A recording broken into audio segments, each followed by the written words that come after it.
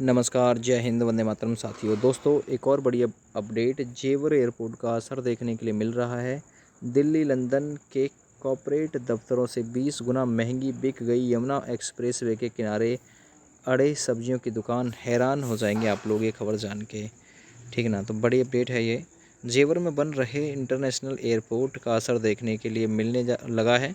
अंदाज़ा इस बात से लगाया जा सकता है कि दिल्ली के कनॉट पैलेस और लंदन में बड़ी कंपनियों के कॉर्पोरेट दफ्तरों की कीमत इतनी नहीं है जितनी Yamuna expressway industrial development authority की सब्जी, दूध और अंडे बेचने वाली दुकान की हो गई। खरीदारों ने दिल्ली लंदन के सबसे शानदार कॉर्पोरेट दफ्तरों से 20 गुना ज़्यादा कीमत इन दुकानों की लगाई।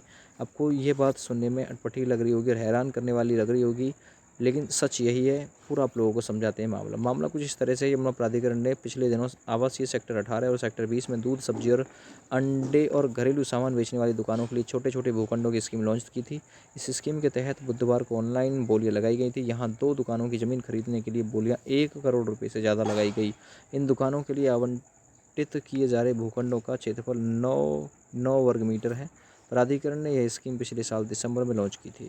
जनवरी महीने में ऑनलाइन नीलामी होनी थी। इसी बीच उत्तर प्रदेश विधानसभा चुनाव आ गया, जिसके कारण नीलामी को रोक दिया गया।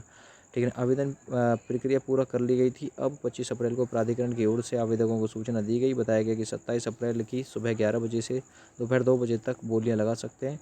1.12 और 1.48 करोड़ रुपए में नीलाम हुए 2 भूखंड। तो इस योजना से जुड़ा काम देख रहे यमुना अथॉरिटी के सहायक महाप्रबंधक ब्रजेश कश्यप ने बताया कि सेक्टर 18 सेक्टर 22 में 30 कमर्शियल कियोस्क बनाने के लिए 9 वर्ग मीटर के भूखंड शामिल किए गए थे। इन भूखंडों पर दूध, ब्रेड, अंडा, सब्जी और दूसरे घरेलू सामान बेचने के लिए छोटी छोटी दुकानें बनाई गई। लेकिन ब्रजेश कश्यप ने कहा, इनमें से एक भूखंड की सबसे ऊंची बोली 1.48 करोड़ रुपये लगाई गई। इस प्लॉट के लिए प्राधिकरण ने रिजर्व प्राइस केवल 9.33 लाख रुपये रखा था। दूसरे भूखंड के लिए उच्चतम बोली 1.2 करोड़ लगाई गई, जिसका रिजर्व प्राइस 8.80 लाख रुपये रखा गया था। जमीन की यह कीमत न केवल यमुना प्राधिकरण के लिए बल्कि नोएडा और ग्रेटर नोएडा विकास प्राधिकरण के इतिहास में भी अब तक की सबसे ज़्यादा है। तो ये जेवर एयरपोर्ट का असर है भाई।